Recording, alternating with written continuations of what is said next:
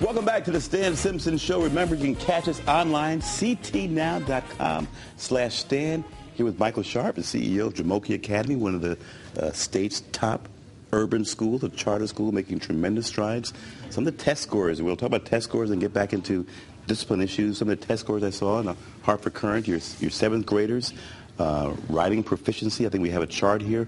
100% of your seventh graders are meeting writing proficiency, which is extraordinary. Math and writing, 78% are at the mastery level. Reading at state goal, 81%. I mean, those are eye-popping numbers that you see at some of the more prominent suburban schools. What are you doing there? Those weren't the scores 5 years ago, right? So what's happening there? They weren't the scores 5 years ago, and I went back and I looked at our scores going back to 2000. And I was surprised to realize that for 3 years running, 2000, 2001, 2002, our scores were lower than the city of Hartford. In the city, not the state, but the city. The city of Hartford. Right. Which were the lowest in the state. They were low. And by the way, Hartford scores continue to go up dramatically, right, very nicely. We were very, very proud to be a part of that. But at any rate, the kids now are, we did three things which were very important. You have to have great teachers.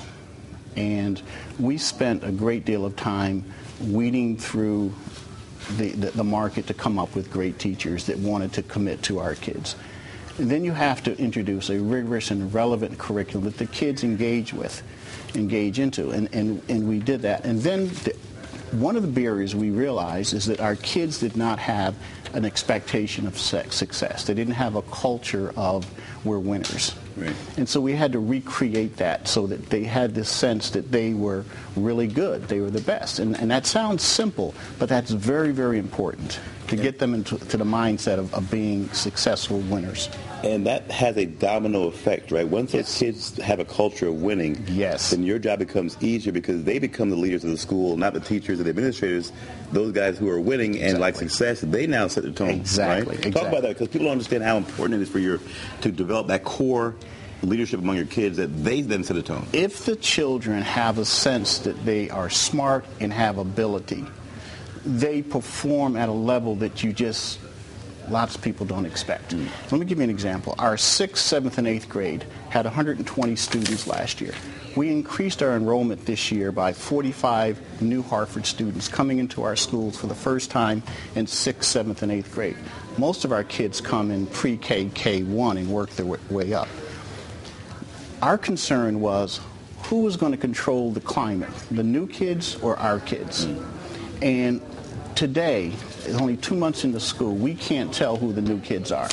They have taken on the culture of our children. And that's why I believe that it's not such a difficult battle in terms of getting kids to learn, but you have to make them understand that they have the ability to learn and that they feel successful, because there's a lot of negative that goes on to our children. And truth be told, young people like being rewarded for their success, right? They love showing you report cards saying, "Mister, look at my grades, I improved." They love getting those attaboys, attagirls.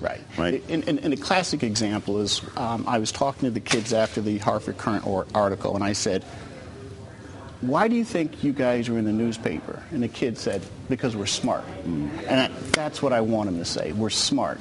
And when you think you're smart, you do smart. And I know it sounds simplistic, but that's a very important ingredient in terms of creating that culture. I hear some folks say out there, some naysayers say, hey, the Jumoke story is a bit tainted. They're not getting the tough kids that most of the Hartford schools get. They're getting the good kids with the good parents, and they're not dealing with those kids who come in 5 grades behind. They're not dealing with those kids who have extraordinary discipline problems. They're getting the good kids of the city kids. How do you respond to that, folks? I only respond to it by saying 1997, 98, 99, 2000, 2001, 2002, 2003, we were a failing school. Did we suddenly just get great kids? These are the same kids that we have now that we had then, but they have turned that corner. So you can't have it both ways. We can't be a failing school for 10 years, and then when we start becoming successful, you say you've got the easy kids. It doesn't work. What do you do with that chronically disruptive child? Because you know what I do. There's that kid you always get who simply is not good for your culture. The culture's not working. Are you able to farm out, if you will, that kid who you simply cannot help? We're not able to farm out.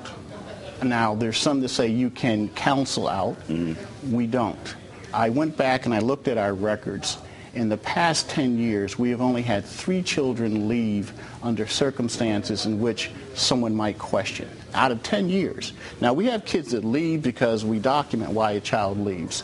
They move, the parent got them into a magnet school that they want to change them into. But we've had 3 kids up for expulsion. None were ever expelled.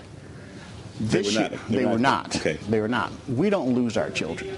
Our children, if we can't take that kid who has all of those issues, that's what we're there for. But you are seeing that chronically disruptive kid. Of course.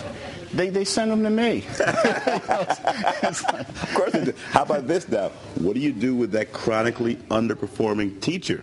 Well-meaning teacher, good person, but not getting it done. You know, you have to get rid of him. How do you get rid of a bad teacher who's a good person? I tell them to leave. I mean, it's easier said than done sometimes when you're dealing. Now, you also don't have unions there, right? Charter school, about 30 seconds. I respect what the unions do for teachers. The unions give a protection base for teachers so that the administrators don't violate their rights. And so I follow every rule almost as if I were in the city of Hartford in terms of letting a teacher go. Is that a tough conversation? It's documentation, it's counseling, it's working with them, it's giving them, what you need to improve. So I don't just walk in and say, any more so than I want someone to walk in and close your school down because you're not functioning. 15 seconds now. You're expanding real quick in 10 seconds. You're doing what in the next couple of years? You want to do what? Well, we are going to replicate our middle school, our early education school, and the elementary school and partner on a high school. All right, he's Michael Sharpe, folks, CEO of Jumoke Academy, a tremendous success story in urban education. When we come back, we're going to talk to a longtime West Hartford State rep who is now president and CEO of the Nutmeg Big Brothers and Big Sisters organization. Don't go away. Again, follow us on Facebook and Twitter, too.